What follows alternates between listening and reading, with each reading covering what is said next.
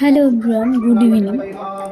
ভিডিওটা হলো আগে সানডে আমার ননদিনের আশীর্বাদ, জেঠু শ্বশুরের মেয়ে। তো আমাদের বাড়িতে ওই ছোট একটা মেয়ে, সবারই ছোট। তো 2025-এ বিয়ে হওয়ার কথা, কিন্তু 25-এ হবে না, কারণ বছর সবাই বলছে 25টা খারাপ। তাই আমার দেওর ননদ দুজনাকারই বিয়ে হবে 2026। মেয়েদের বিয়েটা সত্যি তার বাবা মায়ের কাছে বা মেয়ের কাছেও যে কতটা কষ্টকর, সেটা একটা মেয়ে জানে। তো যতই আনন্দ ফুর্তি হোক না কেন বিয়ে বলে, কিন্তু কোথাও যেন সবারই খুব মন খারাপ।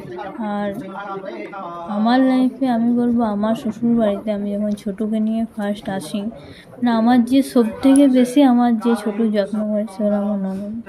না আমার ননদ না থাকলে আমি জানি না, হয়তো টাইমগুলো পেরোতো, কিন্তু ও আমার অনেক করেছে, যার ঋণ আমি কখনো শোধ করতে পারবো না। মানে যখন তখন ওকে আমি দিয়ে আসতাম, কখনো বিরক্ত হতো না।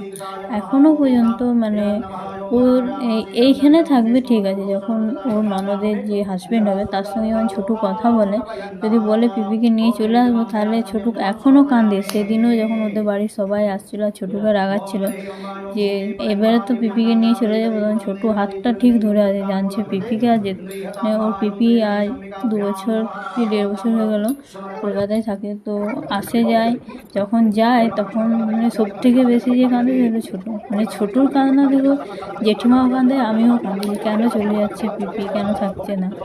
তো যখন ওর আঙ্কেল বলে যে আমি নিয়ে চলে যাব, তখন ও আরও কোথাও যেতে দেবে না। সেই দিনও ওকে যখন বলছিল যে এবারে তো নিয়ে চলে যাবো, ছোটো হাতটা ধরে আছে, বলছি পিপি তুই যাবি না তো, শাড়িটা পরেছে আমার মুখটার দিকে তাকাচ্ছে। তোমাদের সাথে বলছে, আমি নিজে ইমোশনাল হয়ে পড়ছি। সেদিনও মানে ওর পিপি খুব কান্নাকাটি করছিল, সবাই কাঁদছিল, যেহেতু আমাদের ছোটো মেয়ে ঘরের। আর সত্যি কথা বলতে ও সবার সাথে মিশতে পারে, মানে আমার ননদ মানে সবার সাথে মিশে যায় চট করে, মানে ওর মধ্যে অহংকার নেই, এটা আমাদের খুব ভালো লাগে। আর এখনও পর্যন্ত ও যে বাইরে থাকে, মাঝে মাঝে আমার খবর নেয়, মানে একটা ভালো লাগা। অষ্টমীর আগের দিনে বলছিল যে ছোটকুকে তুমি রেডি করাবে, কিন্তু আমার রেডি করা হয়ে ওঠেনি। আর আগে ও আমার অনেক হেল্প করতো, তাই রেডি হয়ে যেত। ছোটুকে ও মাঝে মধ্যে রেডি করাতো। স্কুল যাবার যখন আগে বলা হতো, এদের স্কুলে এবারে বলা নেই যে জন্মাষ্টমীতে কৃষ্ণ সাজতে হবে, তাই হয়তো রেডি করা হয়নি, নাহলে হয়ে যেত। ওদের আশীর্বাদ করার পর আমাদের বাড়ি থেকেও একে একে সবাই আশীর্বাদ করে নিচ্ছিল। তারপরে যেহেতু